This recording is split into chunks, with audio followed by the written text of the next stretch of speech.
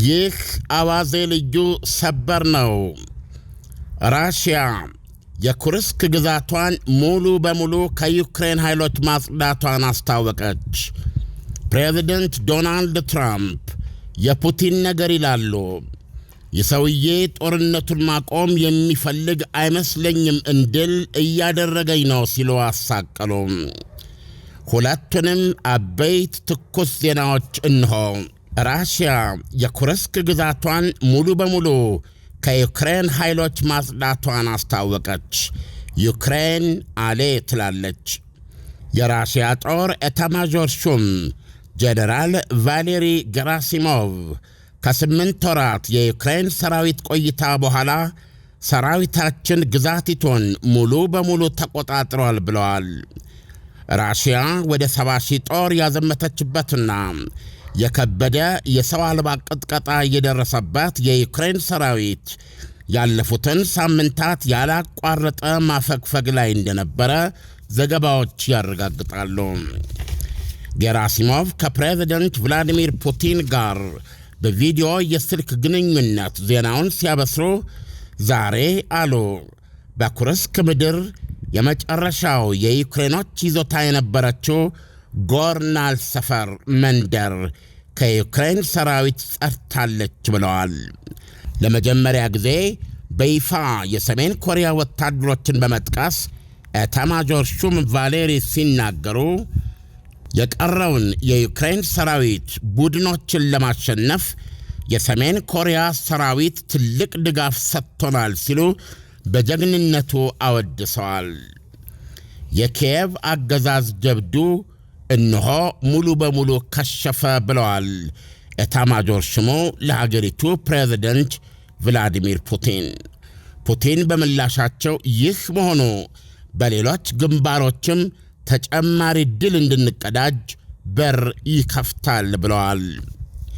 ዩክሬን ኩርስክ ውስጥ ባለፈው ነሐሴ ወር በወሰደችው ድንገተኛና ፈጣን ማጥቃት ተቆጣጥራ የነበረውን የ1000 ካሬ ኪሎ ሜትር ይዞታ በመጨረሻው ሰዓት የተወሰኑ የተያዙ ግዛቶቿን በለውጡ የምታስፈታበት እሴት ይሆነኛል ብላ ነበር። ይህ በእንዲህ እንዳለ ፕሬዝደንት ዶናልድ ትራምፕ የፑቲን ነገር ይህ ጦርነቱን ማቆም የሚፈልግ አይመስለኝም እንድል እያደረገኝ ነው ሲሉ አሳቀሉ። እንዲያውም በከንቱ የሆን የሚያለፋኝ በተለየ መልክ ሊያዝ ይገባዋል ወይ በባንክ ማዕቀቦች ወይስ ከሱ ጋር በሚገበያዩ ላይ በሚጣል ማዕቀብ ሲሉ ጠይቀዋል። ትራምፕ የተሰማቸውን በትኩሱ በሚገልጹበት ትሩዝ የተሰኘ ማኅበራዊ ሚዲያቸው ባወጡት በዚህ ጽሑፍ ብዙ ሰዎች እያለቁ ነው ሲሉ አክለዋል።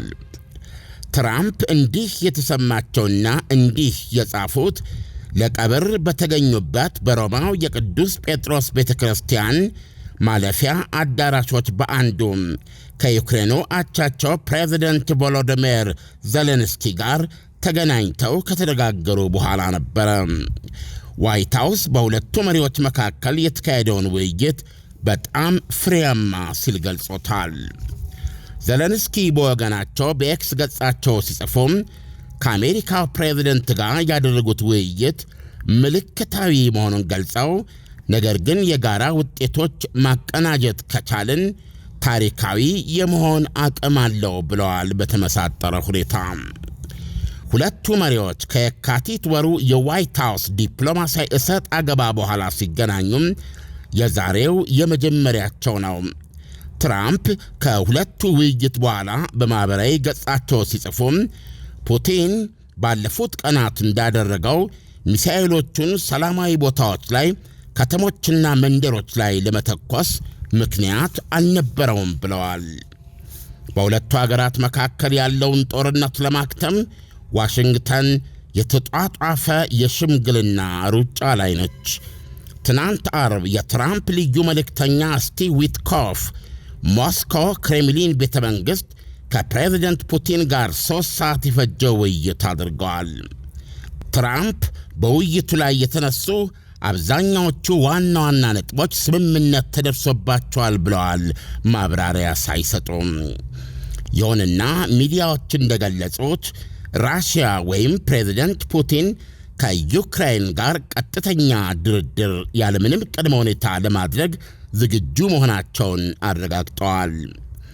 በጣም ተቃርቧል ብለዋል ዶናልድ ትራምፕ። ይህንን በጣም ተቃርቧል ያሉትን የተኩስ አቁም ስምምነት ለመፈረም የሞስኮና የኪየቭ ባለሥልጣናት ተገናኝተው እንዲወያዩ ጥሪ አድርገዋል።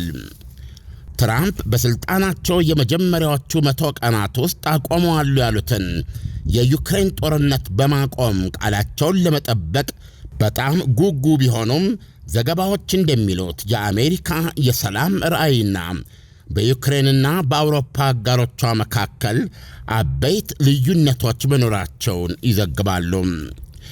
ሮይተርስ የዜና ምንጭ በትናንት የዜና ስርጭቱ የሁለቱን ወገኖች የሰላም ዕቅዶች አትሞ አውጥቷል። የአሜሪካ የሰላም ዕቅድ ራሽያ በ2014 እንደ ፈረንጅ አቆጣጠር ወደ ራሽያ ግዛት የጠቀለለችውን ስትራቴጂኳን ክሬሚያ ልሳነ ምድርን ጨምሮ እስካሁን በውጊያ የማረከቻቸውን ግዛቶች ሁሉ እንድትወስድ ይጠይቃል። ይህ ሐሳብ ለዩክሬንና ለአውሮፓ ሀገራት ደግሞ የማይቆረጠም የኮክ ፍሬ ነው የሆነባቸው። ግዛቶቹ የዩክሬን ሕዝብ ንብረቶች ናቸው ይላሉ ዜሌንስኪ። አቋማችን አልተለወጠም አሉ የ46 ዓመቱ የዩክሬን ፕሬዝደንት። የዩክሬን ሕገ መንግሥት አሁን በጊዜያዊነት የተያዙ ግዛቶቻችን ሁሉ የዩክሬን ናቸው ይላል ብለዋል። በዩክሬንና በአውሮፓ አይን ለራሽያ ትልቅ ውለታ ውሏል የሚሉት የአሜሪካን ዕቅድ ይህም ሆኖ እንኳ ሞስኮ የተስማማችበት ስለመሆኑ ግልጽ አይደለም ይላሉ።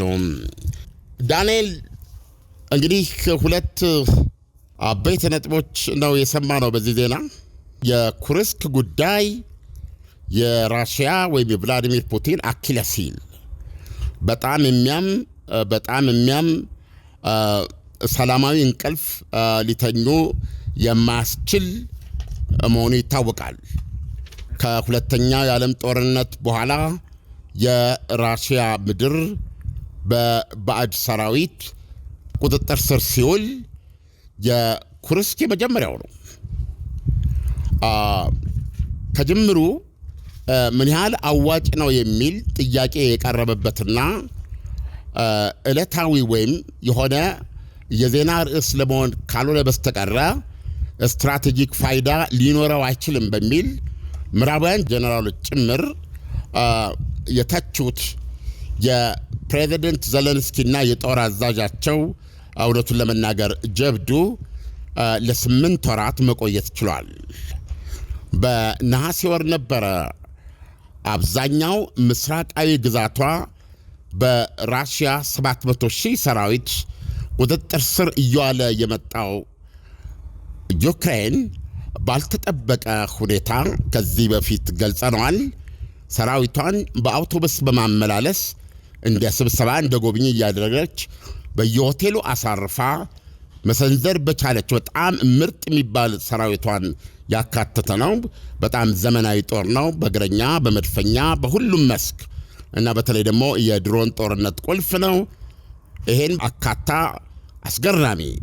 አስገራሚነቱን ሊካድ በማይችል ሁኔታ በአጭር ጊዜ ውስጥ 1100 ካሬ ኪሎ ሜትር የደረሰ ይዞታ ኩርስክ ውስጥ ለመያዝ ችላ ነበረ።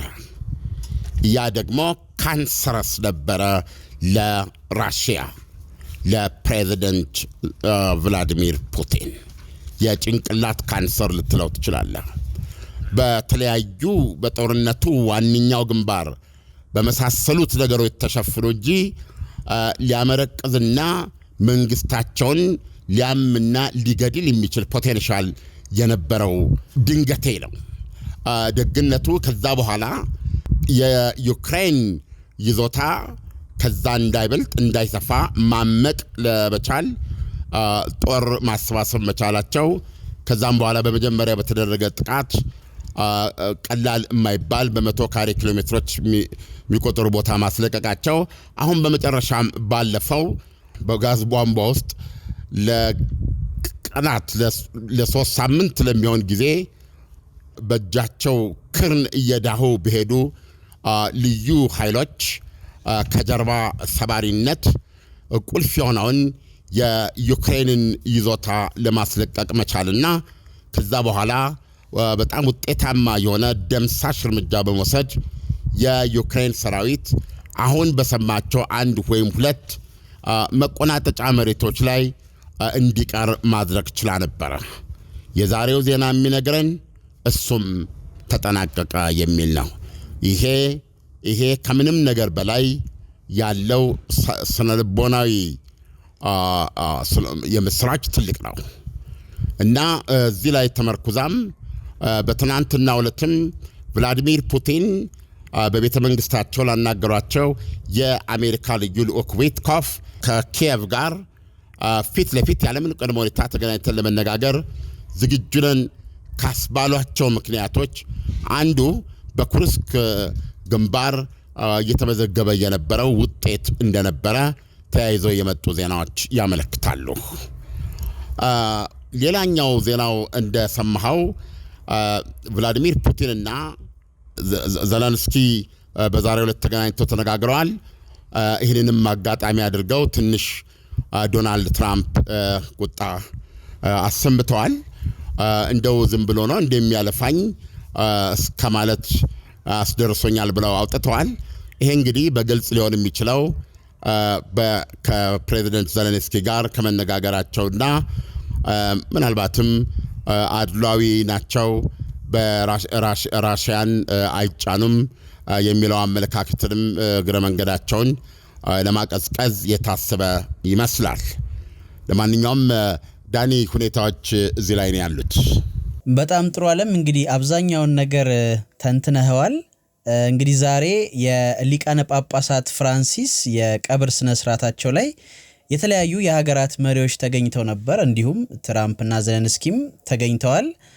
እንዲሁም ደግሞ ውይይት አድርገዋልና አሁን ዓለም በሁለቱ መሪዎች መካከል የተደረገው ውይይት እንደው ምን ይመስል እንደነበር የተወሰነ የምትጨምርልን ነገር ካለ?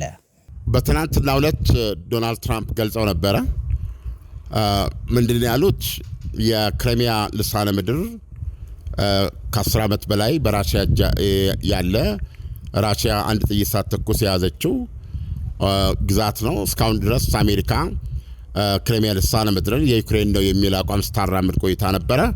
የእሳቸው መንግስት ግን ይህንን ስትራቴጂክ የሆነ ሴባስቶፖል የሚባለው የበጋ የክረምት በረዶ የማይሸፍነው ይሄ በጣም ቁልፍ ነው ለዩክሬን ለራሽያ ወደብ ያለበት የጥቁር ባህር ኃይሏ ሄድኳርተር ማለት ነው ያለበት ስትራቴጂክ የክሪሚያ ልሳነ ምድርን በራሽያ ግዛትነት ለማወቅ ዝግጁ መሆኗን አሜሪካንን ገልጸው ነበር። እሱ ብቻ አይደለም። ዜናውም ላይ እንደሰማው እነ ዛፖሪጂያ፣ ኬርሶን እንደዚህም ደግሞ ዶኔትስክ፣ ሉሃንስክ እንኳን በመቶ አሁን በእጇ ነው የሚባለው። ስለዚህ በእነዚህ ላይ 75 ከ70 እንደውም አንዳንድ ዘገባዎች ደግሞ ሌተስት 80 በመቶ ነው የያዘችው ኩርስክን ነው የሚሉት። ስለዚህ እነዚህን በያዘቻቸው እዚህ ላይ ለመቆም በቃ ጦር ያለበት ቦታ ያለው መሬት እንድትወስደው የሚል ነው የአሜሪካ የቀረበው። ስለዚህ ይሄ ነው ሊሆን የሚችለው እና ይሄንን ዘለንስኪም ይረዳል ነው ያሉት።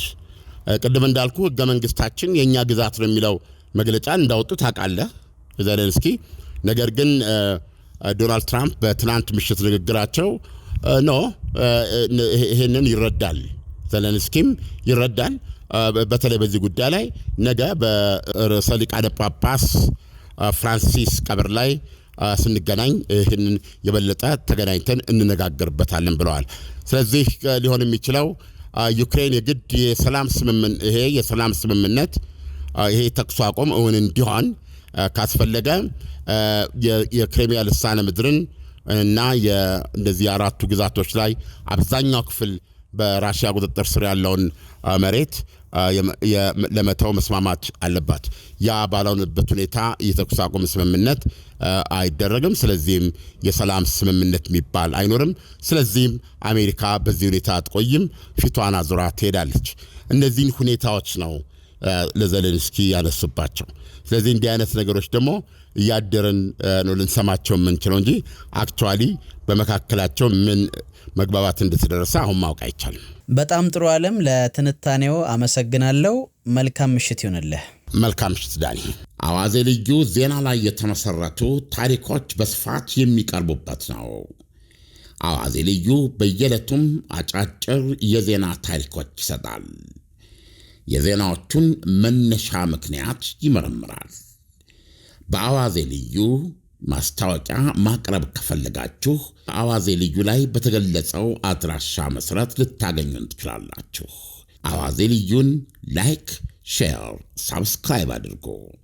አዋዜ ልዩ ዜና በልዩ ማለት ነው።